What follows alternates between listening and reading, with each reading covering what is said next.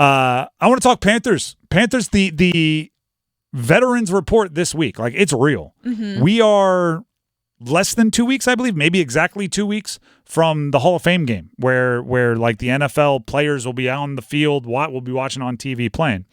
And with the Panthers reporting, you have to officially put your players on things like the physically unable to perform list, the non-football injury list. You have to get like your roster in order before the first day of practice. And I'm going to think of a nice way to say this. The Panthers coaches and front office, brand new. Dan Morgan promoted to GM. Dave Canales, brand new head coach. They're going to be testing the fans early with how poor their edge rushers are going to be. Yeah. I have a list here of the healthy edge rushers at the beginning of training camp. Jadeveon Clowney, K'Lavon Chaisson, Eku Leota, Luigi Villain, and DJ Johnson. Mm-hmm. Edge rusher is an important position. It's very important. And it gets more important every year. Every year these quarterbacks get better. Every year these passing games get more advanced. Every year someone else watches Patrick Mahomes and picks up something he does well and puts it into their game. And every year that gets better and better. And pretty much the only way to combat that is to put them on their back. Mm-hmm. Edge rushing is important. And the Panthers weren't already overflowing in talent at that position. And now, list of not healthy edge rushers, DJ Wanham, one of your big free agents, who is expected to come in and help mitigate the loss of Brian Burns. Oh, by the way, you traded away Brian Burns. Yep. Amari Barno, who played at Virginia Tech and is a physical monster, fast, tall, strong. He's out. And we were talking off air earlier. Kind of was banged up at the end of last year, so I'm not sure how much off-season improvement he'll show when probably about getting healthy. If you aren't getting to the quarterback, it's a long season. It's tough. Ejiro Evero is a great defensive coordinator. I really like him. He's getting head coaching interviews. I mean, you can't make a rocket ship out of dirt. Unfortunately not. Right? Like, you need the materials at a certain point in time for a defense to work. If you aren't getting to the quarterback, it's a long season. And even if you aren't getting to the quarterback in the first month, right? Because maybe DJ Wanham gets healthy halfway through training camp.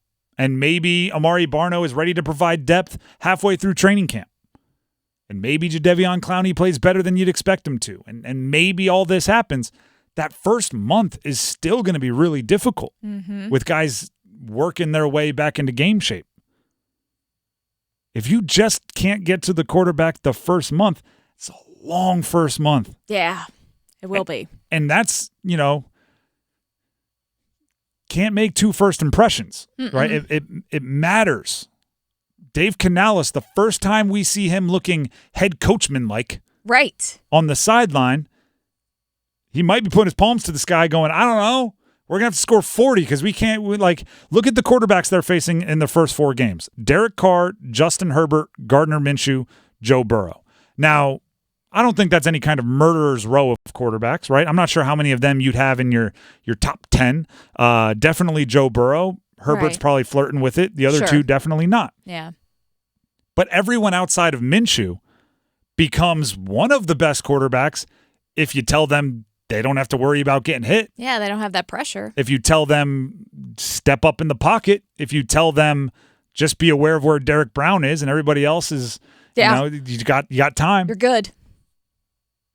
That's not a great place to be for a new head coach unless you have the honeymoon optimism, right? And that's what I think they're going to be testing. And what I mean by that is fans, I think Panthers fans for the most part get the big picture, right? Yeah. I think for the most part, maybe through just blunt force trauma, they understand the challenge ahead. Sure. They're not stepping into a easy rebuild. No, do not have high expectations. And this year. David Tepper is a part of this, and he's probably not accelerating the rebuild. Yes. How long does that last where you can say, this isn't your fault, this is the previous fault? Mm-hmm. right? You see it in college where they're like, oh, he's trying to win without his guys, right? He needs a couple recruiting classes. He needs a couple transfer classes before we really judge him. How long does that last for Dave Canales and Dan Morgan? How long until we're sitting there going, you're surprised that you can't get to the quarterback with these edge rushers? And oh, by the way, you traded Brian Burns and didn't get enough in return? Not at all. And you can't rush the passer? You better hope that honeymoon optimism lasts a long time. You better hope you get a full year. Frank Reich didn't. Nope. He did not. You better hope you get a full year of, all right, well, this wasn't a calamity of his making. Because, again, like I said, I think the first month is going to be brutal for the Panthers. Jonathan Brooks, their second-round running back, is on the non-football injury list, still dealing with the injury he suffered at Texas. Right. I think their entire offense is kind of built around getting the ball to Jonathan Brooks a lot. Mm-hmm. So if he's on the non-football injury list to start training camp, even if he's back and like cleared to play week 1, 0% chance you're giving him a bell cow full total workload, right? So now your offense isn't what it should be or what you designed it to be, at least at the beginning of the year. Yeah. So now you have a tough first month. Everybody's like, I thought this was going to be different, Dave. Mm-hmm. Dave Canales is selling his bully optimism. Mm-hmm. He's going, you know what a 3-game losing streak does? It gives us the opportunity to break it in the 4th Turn week. it around. So looking forward to learning from those mistakes. Having a comeback. And that'll wear on you. Yeah. Can you imagine being Adam Thielen? Oh, no. Adam Thielen, mid-30s. He's the oldest wide receiver in the league by 2 years. Yes. Nobody is close to him in the NFL. He's making his $10 million, right? But he's showing up thinking this might be one of the last years I have as a main contributor. You already brought in Deontay Johnson to go above me. You're probably expecting Xavier Legette to go above me. And now you're going to try to sell me on the awesomeness of being 2-6? Yeah. That optimism would get gross, I'm sure. I'm sure it does. I'm sure it does. And by the way, just to talk about that Dave Canales optimism thing real quickly, I believe many. My I don't want to say fake alarms, my fake curiosity. Like, is this real or is that fake? Yeah. Are you actually like that? Does he mean this? Is somebody ever that chipper? Like, can you really be that excited every single time you step on the practice field? All the time. I obviously Russell Okung, offensive lineman who played for him, played with him when he was in the coaching staff at Seattle. And Baker Mayfield, who obviously last year they played together and played and coached together in Tampa, have both recently. Russell Okung did it on Twitter.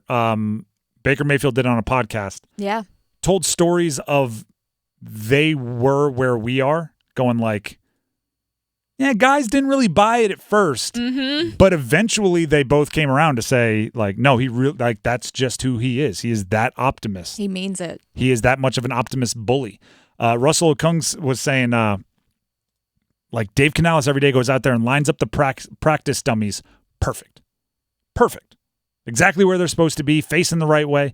And he said that his teammates were making fun of him, calling him a company man, trying to suck up to Pete Carroll. And he said some guys would even kick the practice dummies that he just signed up in jest, and he would just go and fix them right back up. Wow. And Okung was like, nah, it's just him. So it kind of makes me feel better about it that others had that same antenna go up that I did. Like, this can't be real. Right. You can't be this happy. Mean this all the time. And then they're like, nah, eventually you just kind of come to grips with that's just him. Which tells me if they do lose 4 straight games, which I think is well within the realm of possibility, he's going to be the guy at the Monday presser, excited to fix those mistakes. And it's an opportunity for us to get better. And looking at the silver linings. Yeah, we may have gotten beat by 12, but we won the third quarter by 6. And I'm fascinated to see how that impacts a team. Yeah. Right, because I just did. I can point at their edge rushers and go, your pass rush, unless it overwhelmingly exceeds expectations, is going to cost you a game or two. Yeah. There will be games that you could have won if Your pass rush was a little bit better. This is a problem. How in the world are you, like, as a coach the next day, you're like, I'm excited to fix it, and everyone's like, no. Like, no, it stinks. We should have won that game, but we couldn't get to Derek Carr enough, right? He got to sit back there and pick us apart, and if he just had a little bit less time, we would have won that game. And we've been working however many months to get that win, and now you're going to come in and try to act happy? We don't want it. I'm fascinated to see, or do they buy in? Yeah. Like, because the opposite is, the edge rush costs them a victory because they can't get to Derek Carr. I almost said David Carr, because they can't get to Derek Carr. Then you come in for the media availabilities with the players, and they're all suddenly saying, like, oh man, I think there's a chance here. We were that close. All we had to do was rush the passer better, and Jadevion's been getting extra work in, and like maybe they all buy in. I hope so. We'll see. Because like we've talked about before, I'm very curious to see how this optimism goes when it inevitably goes bad.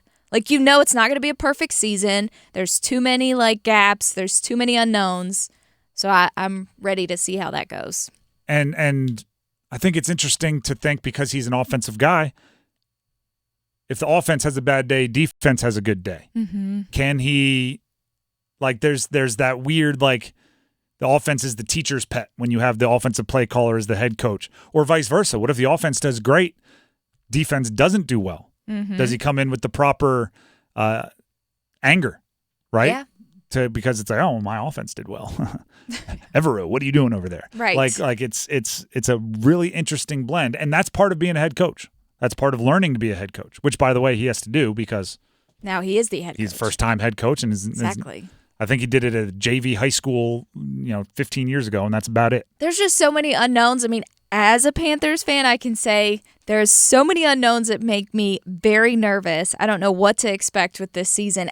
And it's also frustrating because usually our defense has been the thing that keeps us in the games and that we can rely on. And now we don't really have that. They cashed in a lot of resources from the defense to the offense, which I think was the right move. Yes. Because you need the offense to get better around Bryce Young, but it does leave exactly what you said, more unknowns, which lets our brains wander, right? If Josie Jewell is a Pro Bowler and J.C. Horn stays all the way healthy, and Jordan Fuller plays like he did under Evero before in L.A., it's like if we just imagine the top of all those unknowns, like the best scenario, 12-game win, right? 12 wins. On to the Super Bowl.